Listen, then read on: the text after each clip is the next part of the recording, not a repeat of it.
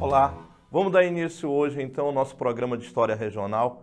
Vamos começar então com a nossa viagem, preparando você, candidato, para o nosso vestibular da Universidade do Estado. Nossa aula de hoje então é Conquista e Colonização. Mais informações sobre a aula você vai encontrar no site da Universidade do Estado.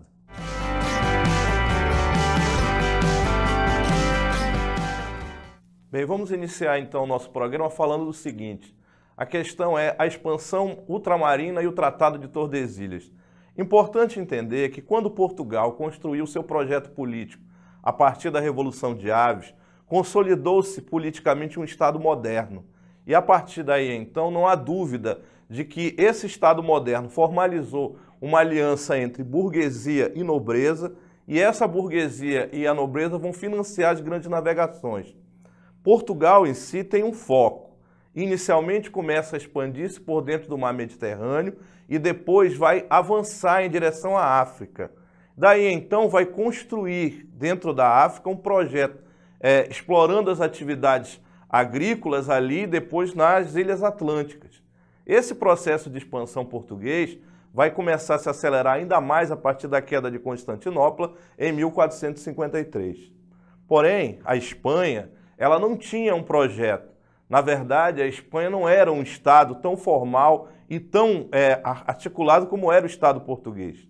Na verdade, só a partir do casamento dos reis católicos é que isso vai de fato acontecer. O problema é que a Espanha em si não tem um projeto de expansão como o de Portugal. Então, a partir daí, vamos começar a trabalhar com uma situação clássica. É a presença do navegador genovês Cristóvão Colombo. Colombo, então, propõe às autoridades espanholas tentar provar uma teoria. A teoria, então, de que a Terra tinha um sentido esférico.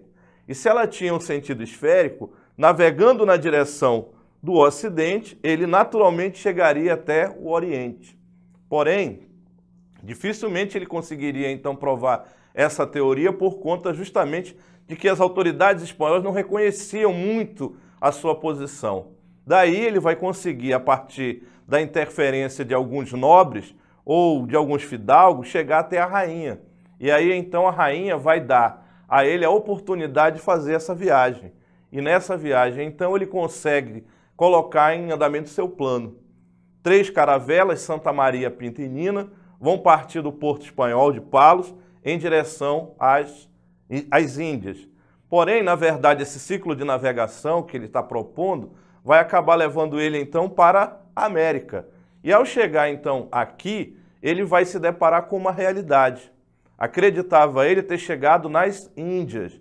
E a partir daí ele passa a chamar todo o nativo de índio.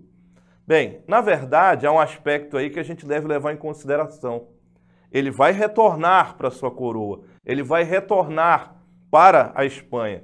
Só que ele não vai levar para a Espanha aquilo que os nobres espanhóis esperavam, que eram então as especiarias, já que então o que ele conseguiu foi captar com os índios algumas peças de metais, alguns souvenirs com ouro.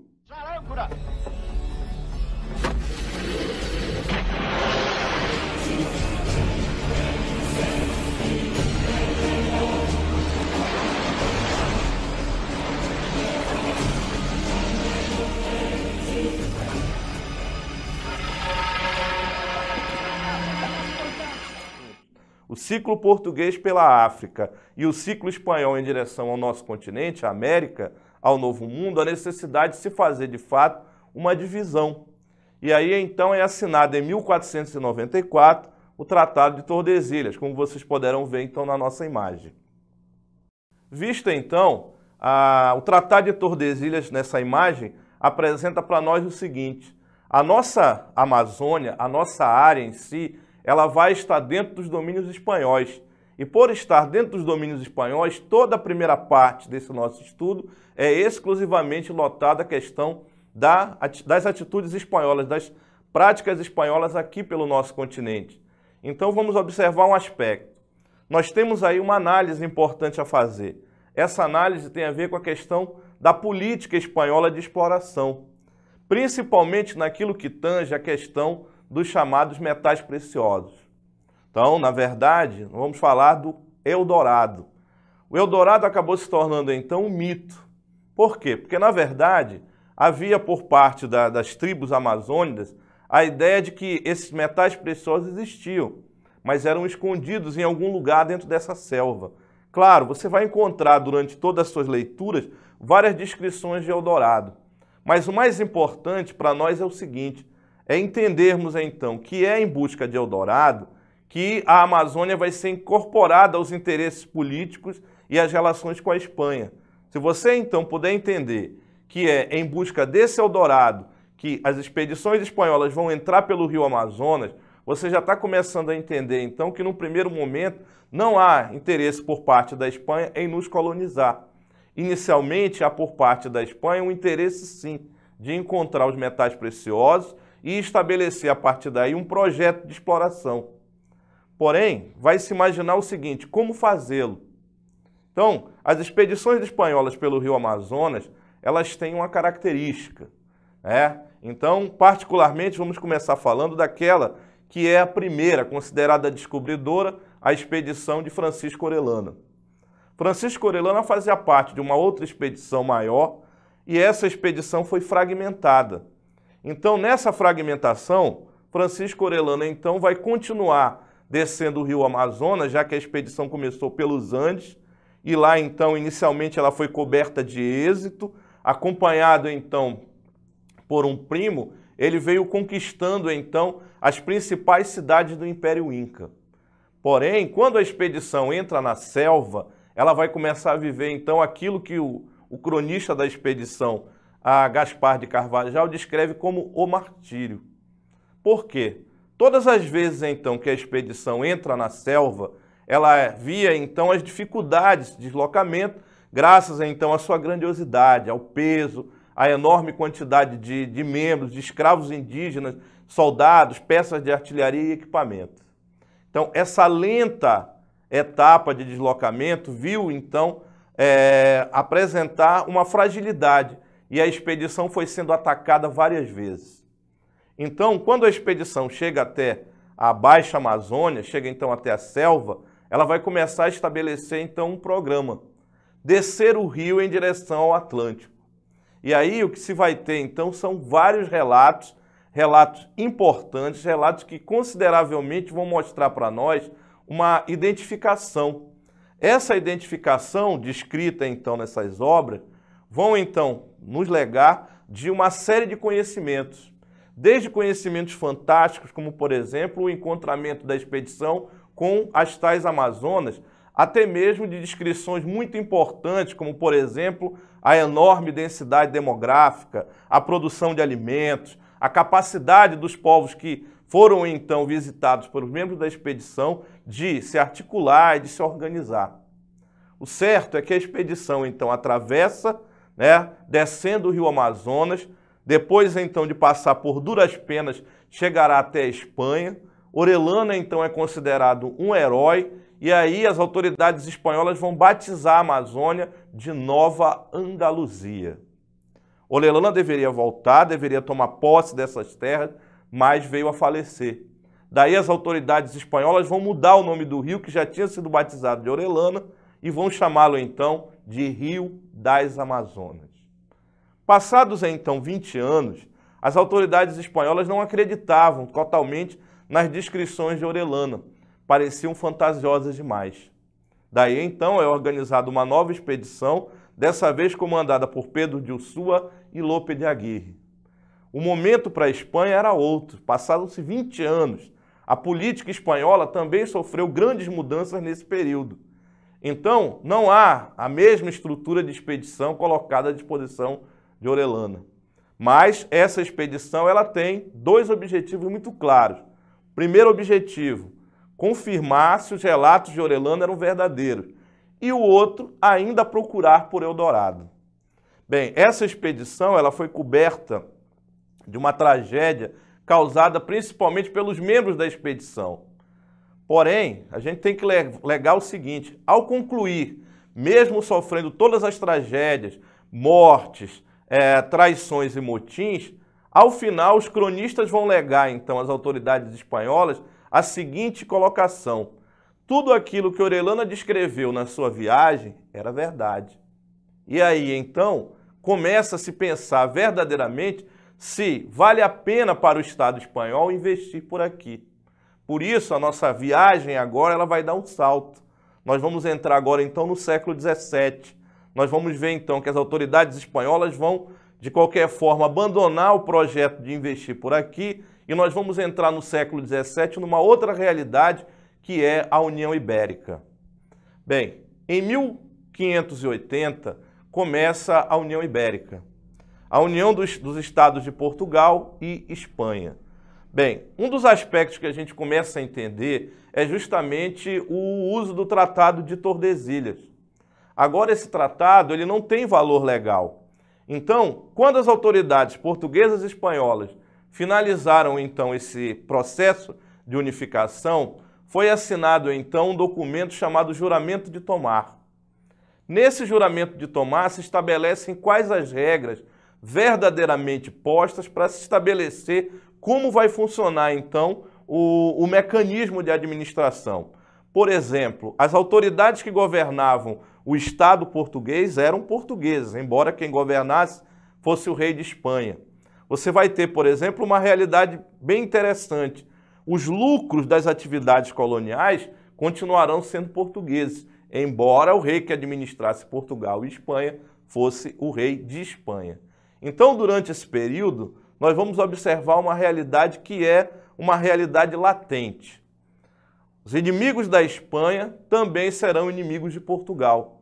Lembrar que durante o processo da expansão, conflitos foram acontecendo por terras ou então por espaços de exploração, mercados. Então tudo isso agora é colocado. E aí então vê-se que as invasões estrangeiras, elas serão, na verdade, a consequência justamente da política externa espanhola que agora domina Portugal. Passamos então à invasão dos franceses no nosso litoral.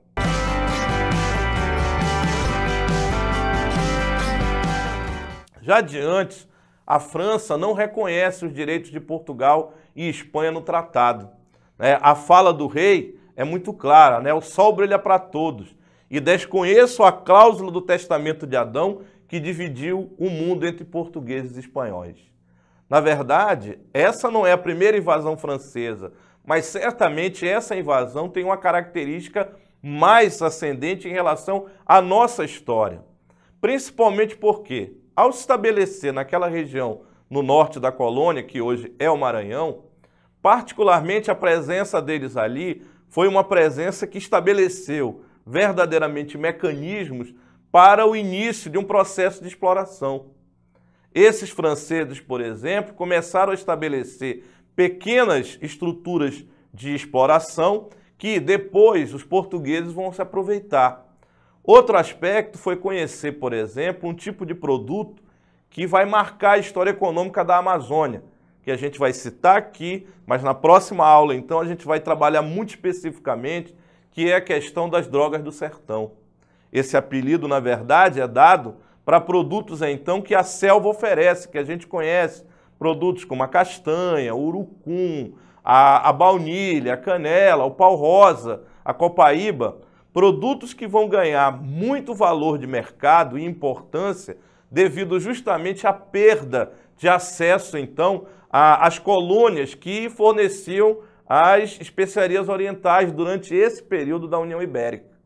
Então, os franceses se estabeleceram naquela região, fundaram uma capital, São Luís, e estabeleceram ali um governo.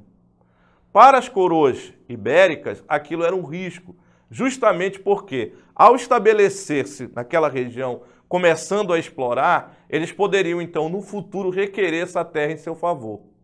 Daí, qual foi a decisão tomada, então, pelas coroas ibéricas? A expulsão.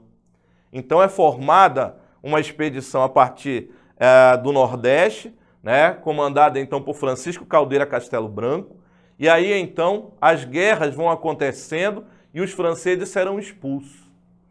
Notadamente, os franceses têm grande interesse na nossa região, visto que eles não vão nos abandonar. Eles sairão daqui dessa região e vão mais para o norte, para onde eles estão até hoje, na região da Guiana Francesa. Daí, então, as autoridades chegarão a uma conclusão. A única forma de garantir de que nós não estaríamos sofrendo riscos verdadeiramente por conta da presença estrangeira era a colonização.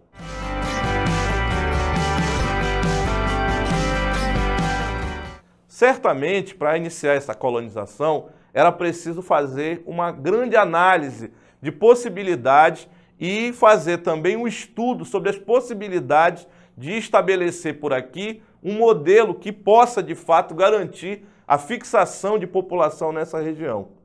Podemos até fazer uma comparação, porque a coroa portuguesa, quando pensou em iniciar o processo de colonização do nosso litoral, ela estabeleceu, então, um estudo em torno de uma atividade econômica que fosse capaz de garantir a presença de colonos por aqui. A Amazônia pertencia até então à Espanha.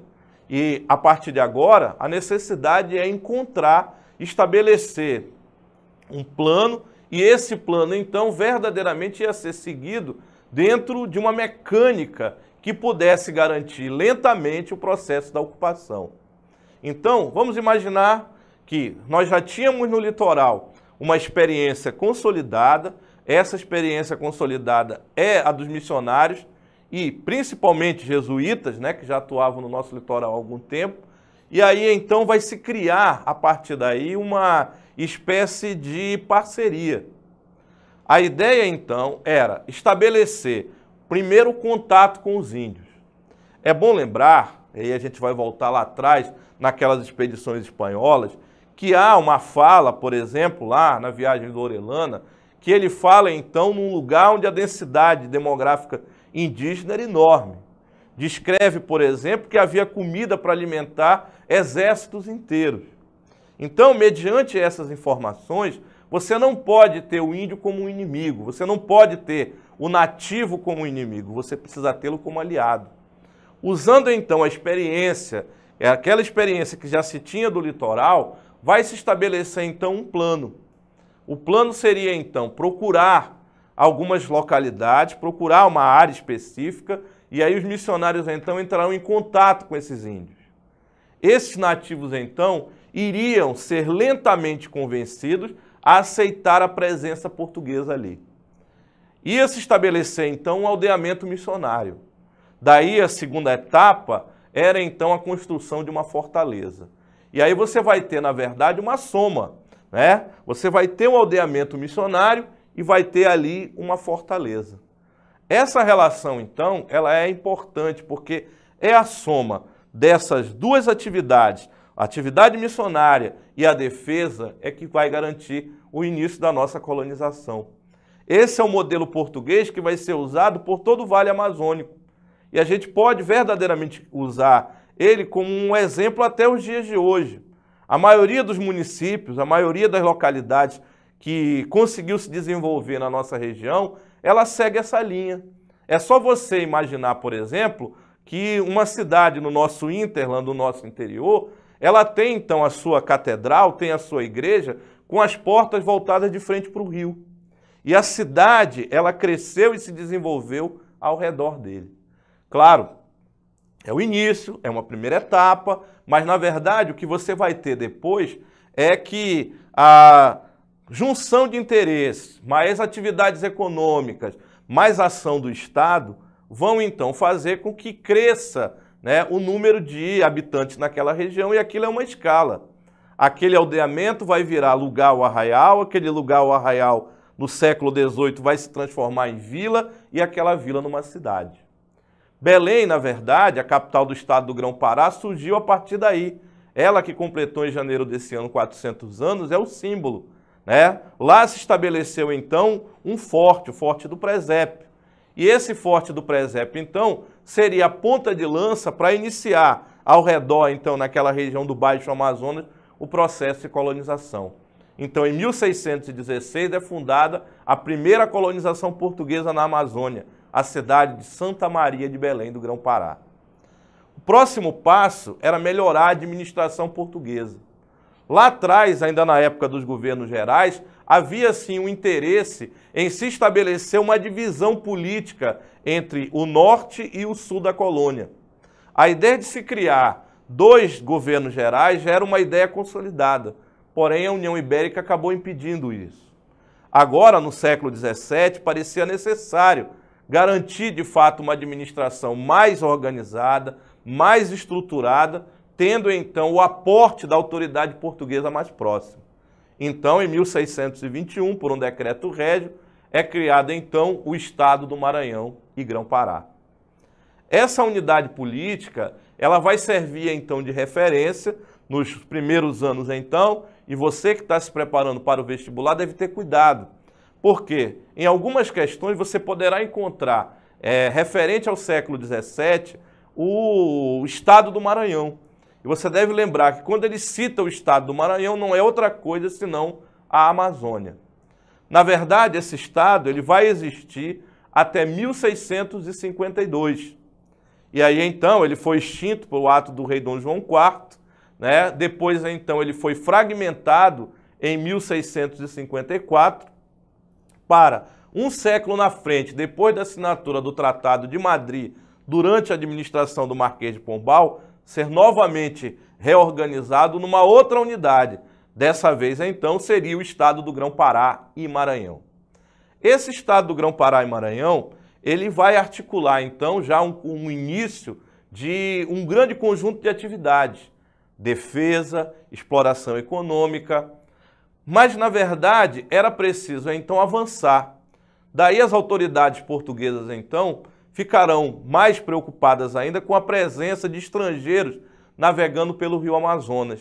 E aí, então, você vai ter início a uma das mais importantes expedições da nossa história no século XVII, que é a expedição de Pedro Teixeira.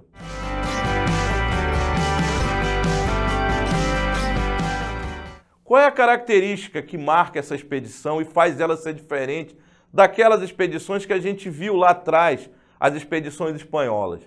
Aquelas expedições espanholas procuravam por Eldorado. Aquelas expedições nos legaram várias passagens, nos apresentaram algumas informações que servirão, então, no futuro para os interesses do Estado espanhol e depois do Estado ibérico. Pedro Teixeira, então, é contratado para fazer essa expedição e ela tem uma característica. A priori, ela é uma expedição com objetivo claro para colonização e para um levantamento geral. Então, para começar, o trajeto já é um trajeto diferente. Tudo que a gente estudou, então, naquelas expedições e que a gente vai apresentar nas imagens para vocês, mostram, então, que a expedição ela sai dos Andes em direção ao Oceano Atlântico. Já a expedição de Pedro Teixeira, ela faz o sentido inverso. Ela sai, então, do Baixo Amazonas e sobe em direção aos Andes. Bem, como toda a expedição, ela também sofreu lá os seus percalços, foi atacada, sofreu com problemas de doenças, até problemas internos, mas ela conseguiu êxito. Imaginar, então, que pela primeira vez uma expedição subiu toda a calha do rio Amazonas, chegando até Quito, capital do vice-reino do Peru, aquilo então era um feito muito importante para aquele momento. Tanto que quando chegou lá, as autoridades espanholas então acharam muito estranha a presença daquele português ali.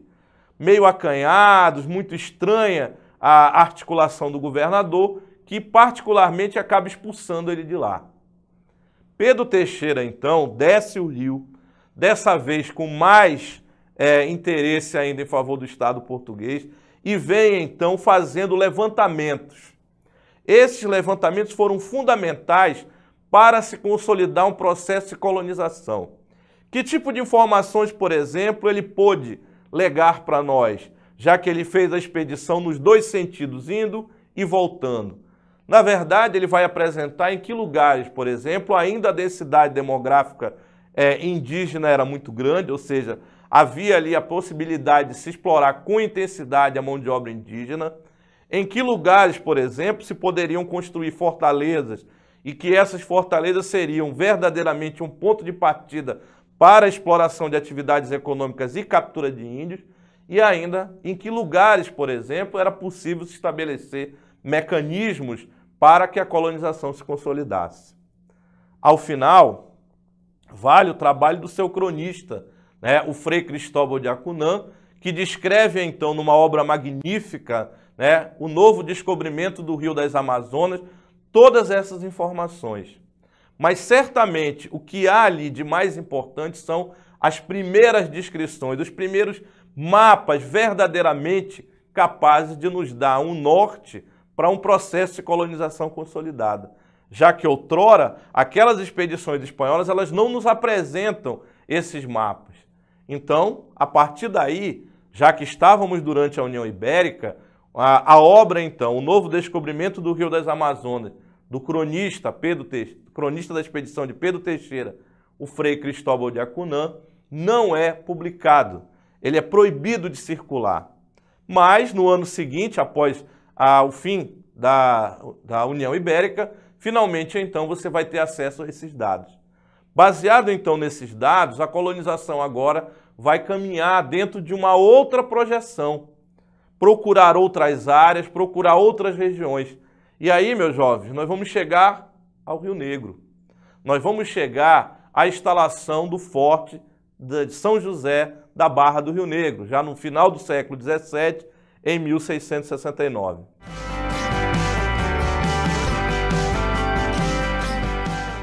De fato, pode-se imaginar uma realidade. Essa realidade é justamente a localização que esta cidade está hoje. A nossa cidade, ela está na confluência de dois importantes afluentes e você então pode imaginar que você pode subir para a região do Solimões, pode subir para a região do Negro e você vai então organizar a partir daí mecanismos e etapas de exploração, mecanismos e etapas de colonização. Também desce o Rio Amazonas em direção aonde? Em direção ao Atlântico. De fato, a gente vai começar a estabelecer o seguinte: o Forte da Barra, ele é a confluência, né, de uma política, de uma mecânica. Então, os freis vão começar a trabalhar junto com os índios que viviam nessa região do Baixo Amazonas e vão construir a partir daí uma aliança, e essa aliança, então, vai estabelecer aqui um aldeamento. Esse aldeamento vem acompanhado do forte, é a característica que a gente viu agora há pouco. Bem, quem comandava essa região do Baixo Negro eram os Manaós. Daí, então, a aliança com eles permitia, por exemplo, fazer dessa região um grande curral de índios, fazer dessa região, por exemplo, uma área como um grande entreposto comercial. Tendo eles, então, aliança com os índios Manaós, esses índios, então, capturavam outros grupos, outras etnias nessa região do Baixo Rio Negro e estabeleciam ali, principalmente, um mecanismo de troca. Esse mecanismo de troca permanece muito bem articulado até o século XVIII, quando os Manaós se rebelam. Assunto para uma próxima aula.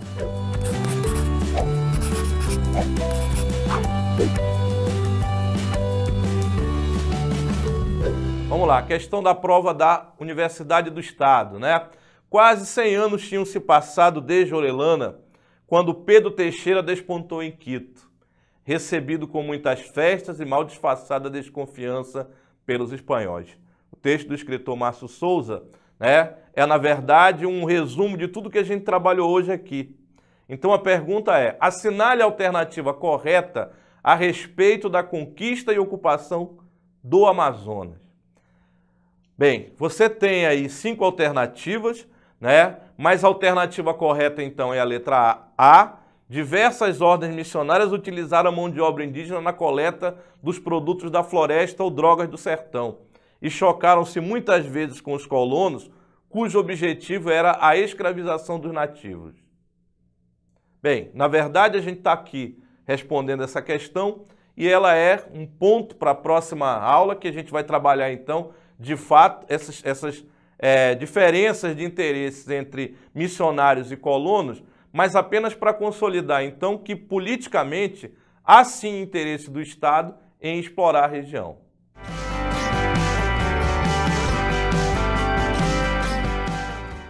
Bem, quero agradecer, então, a atenção de todos, explicar, então, quem tiver interesse em ter acesso a essa aula, acessar, então, o site da Universidade do Estado e esperar vocês, então, para a nossa próxima aula, para a nossa próxima viagem pela nossa história.